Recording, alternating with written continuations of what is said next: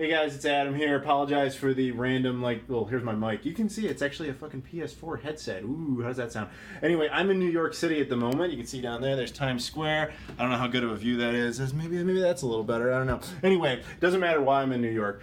So I wanted to talk a little bit more about Shenmue today because there's a whole bunch of people out there who are talking about, I want the game in 60 frames per second, I want the game in 4K, and I want this, and I want that. And I thought it would be kind of good to make a video just kind of addressing some of that stuff. So I actually, the thing is, I actually brought in a ringer for this. Hey everybody, I'm James. How are you? This is James. This is my buddy James Reiner. Go ahead and introduce yourself. Hey, what's up guys? As you said, I'm James Reiner. I've been a part of the Shenmue community since like 2003 on Shenmue Dojo. And I've assisted with Team U a little bit on the tweet-a-thon every third of the month, which you should totally check out.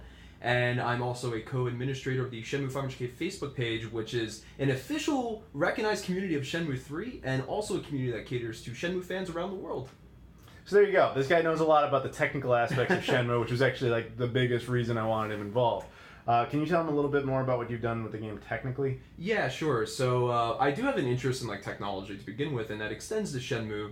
I do have a YouTube channel where you can see some of this stuff, and I'll have a link in the description. Yeah, thank you. And some of the things I've worked on are hacks for the games and mods, as well as making mods that other people like Giorgio or Spiro or any of those awesome talented people. I try to make them more available to the general fan base of the game. Yeah, so the dude knows what he's doing with a lot of stuff. So the first thing we wanted to address was one of the questions that has been going around for a while, which is, where's my 60 frames per second? What's the deal? Modern games all have 60 frames per second. I keep hearing Shenmue only is going to have 30. What's the deal? Maybe I should unsub. Well, just chill out. I didn't even make the game. Just relax already. James here is going to explain to you very carefully why Shenmue is not going to be in 60 frames per second. Yeah, so one thing that becomes apparent, when you play Shenmue, obviously we know it runs in 30 frames. And we know that there are ways to unlock the frame rate through things like emulation, and, other little hacky methods and whatnot. But what becomes apparent is when you make the game run at a frame rate higher than 30 frames, you start to see the behavior that the game runs fast. If you do something weird, and one of the emulators that a lot of people use is null DC, right? And you can, in the settings of the emulator, you can be don't let the game run at the same speed as the audio, which causes the game to run at a high frame rate, but then you'll have Rio walking 10 miles per hour, which shows that, long story short, the physics of Shenmue is locked and hard-coded to that 30 frames a second. Now, but I saw videos, James, where the game ran at 60 frames per second, so I don't think you know what you're saying. I have no clue what I'm talking about. No, I don't think you do. So maybe everyone should tweet hate at him. No, I'm just kidding. No, please don't. Can you explain to him? All right, so people do post that link a lot. They're like, but I saw this video where it's running at 60 frames per second, so you don't know what you're talking about. Can you explain what they were seeing? Yeah, so there are videos by really awesome people out on YouTube that show Shenmue running in what seems to be a native 60 frames per second. And if you go to those YouTube videos, you can read their description, and what they're saying is they're recorded at 30 frames. But you can use a post-processing method. I think it's called frame interpolation. I could be wrong about that. And what that kind of is you'll record something at 30 frames. And this just isn't Shenmue. You can do this to any video. And you kind of just copy frames and insert them one after another to double the frame rate. And what you get seems to be a really smooth experience, but it's just post-processing. In other words, it's more of a video editing trick than it is the game. Exactly. So yeah, to actually play the game at 60 frames per second essentially just screws with it too much, and you'd never really get that true experience. So while a lot of people say, hey man, I want 60 frames per second, you can't really have it with that particular game. It's just not the way that game was meant to run. It simply can't. So the next point up is 4K. Everybody's like, I want the 4K. Where's my 4K? Emulators do it in 4K. So there's 2 points to make on this. Yeah. The game is not going to run in 4K. It's just, I think it's kind of obvious at this point. Yeah. And it will be running in a native 1080p though. Now, you want to tell them maybe why emulators can do it at 4K?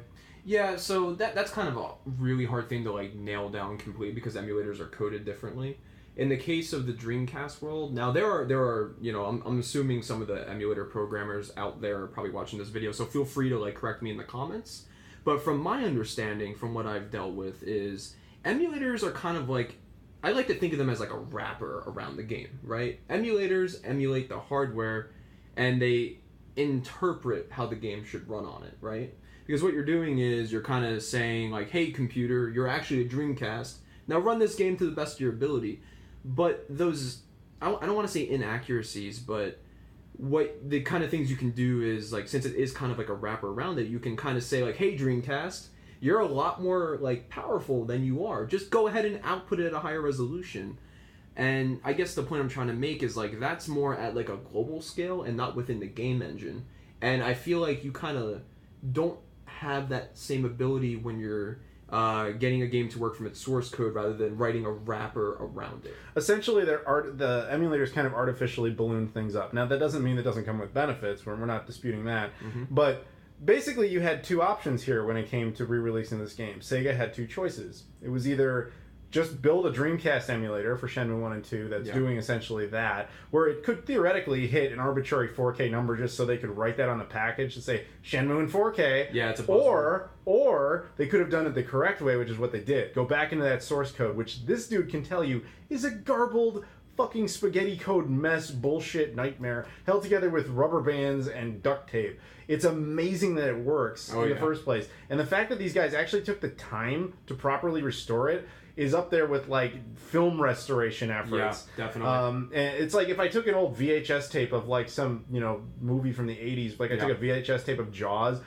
captured it to a computer and then arbitrarily ballooned it up to 4K and said, look, I technically hit 4K. It's like, would you rather have that or would you have like a proper film transfer even if it ran in 1080p?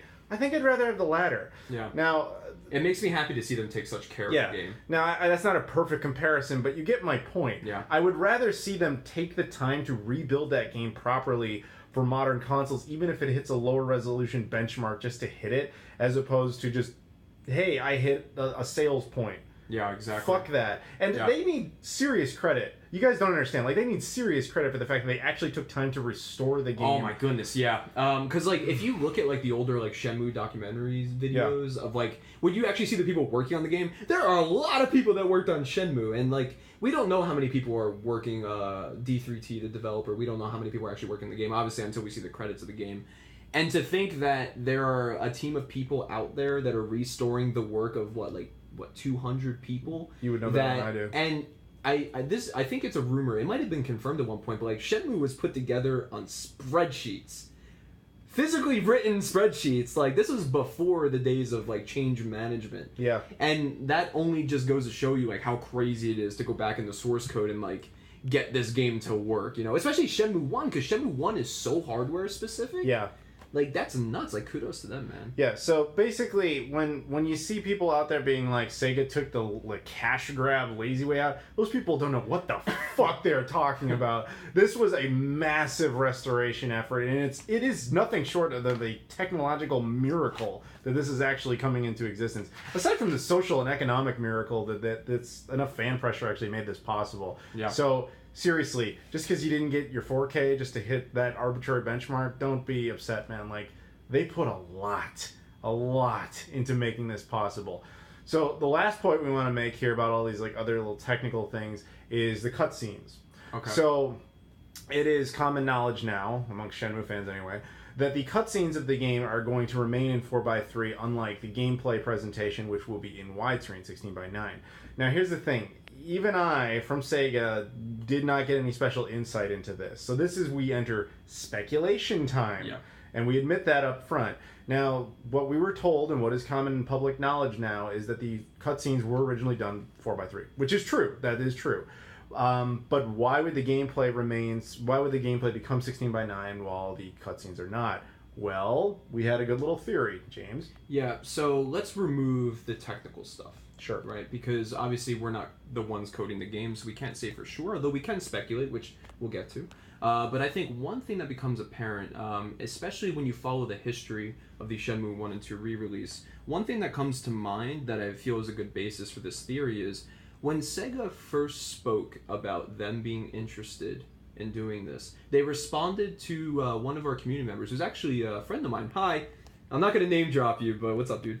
And they responded saying pretty much like they were interested, but they wanted to do it in a way that represented how it was on the original consoles. And I think that's a very important point to make.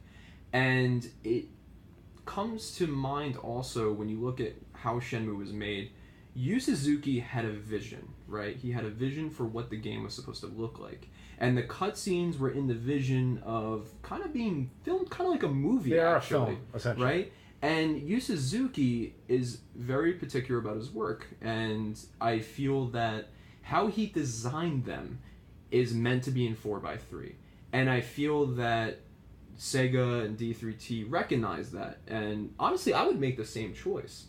Because of just, like, my love for this series and Yu Suzuki. And I feel that they kept it at 4x3 purely for a creative reason. Exactly. Essentially what we're saying here is the cutscenes, emulators have been able to replicate and create essentially the 16:9 aspect. As well as special hacks you can do on the Dreamcast version. But and the Xbox there's version. really nothing in that space that's actually visually interesting or necessary for the frame.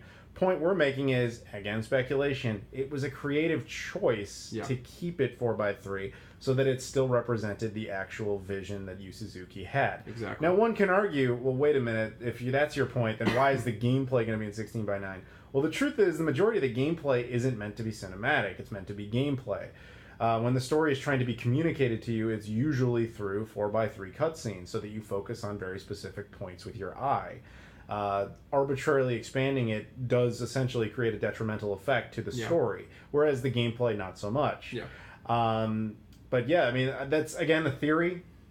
Even I from Sega have not heard any confirmation about that, and I can't make that clear enough. That's just kind of what we think the real reason is, but without actually knowing it. But yeah, so I hope that kind of clears up some of this. I mean, to kind of put it in perspective, comparing it to a movie again. Let's say that I said, hey guys, I found this like old 1977 print of Star Wars no one's ever seen, and it's James is dying. It's 1977 print of Star Wars that has like 20% extra frame on each side. Now the problem with this cut, well, you can see more of the movie, but there's the guy's hand like moving the TIE fighter and stuff, but it doesn't fuck with the art, right? It doesn't ruin the movie when you see a guy's hand moving the TIE fighter or whatever. No. Yeah, it kind of does. So the point is, you don't necessarily need all that frame. It hurts the story. At least, again, that's what we think. You got anything else you want to say about any of this? Yeah, so I do want to cover one technical thing. Sure. One of the things that people could also say, and I would say this too, is that there are hacks for the game that do let it run in 16:9. And I think one point to make about those, and I've used them, if you go on Shenmue Dojo, there's a very talented man who I look up to this guy. His name is Aspiro, right? And he found out how to actually patch the game to make the game engine render in widescreen. And if you were to go that route, they're going through the source code and changing it. So one of the things that comes to my mind as a technical guy is, what if the changes they had to make to get this game to work on modern hardware breaks the ability to do that? Because the game engine renders in 16:9, but what if some of the fixes they had to do to get it to work broke the ability for the game engine to even do that? Yeah, essentially saying all the emulators have been built off of the Dreamcast version of 20 plus years of existence and knowledge around that. To get this thing to run on modern hardware without being emulated, what if they just couldn't do that trick anymore for whatever reason? Yeah. Again, this is speculation. We don't know that. But the point we just wanted to make was just to kind of answer some of these questions as best as we could, particularly the 60 frames per second one, because that one's pretty well known. But yeah, do you have anything else you want to contribute to that? No, I think we covered some pretty good ground. All right, so hopefully that helps you guys. Obviously the game's right around the corner on August 21st. Obviously very much looking forward to playing it once again. There's going to be more Shenmue videos. I got the really cool E3 one is coming up. You're going to like that video, dude. Actually, you know what? Right after we stop, I'm going to let this man watch that video. No one else has seen it yet. I'm going to let him watch it. I'm so excited. He's so much excited. And Sega is going to be posting one that I filmed with them in Japan. I'm not sure if I'm allowed to say when, so I would say pay attention to their YouTube channel. and you'll be seeing that sometime soon. So that's it for now, guys. Thank you very much for watching. I want to thank James very much for being involved here. Thanks for having me. Yeah, of course. Again, his channel will be in the description. He's got more information on Shenmue. He goes a lot more technical. He's got a lot of theories about story. This dude knows a lot about Shenmue. So yeah, hope you guys enjoyed that. Thank you very much for watching, and I'll see you guys later. Bye. Bye.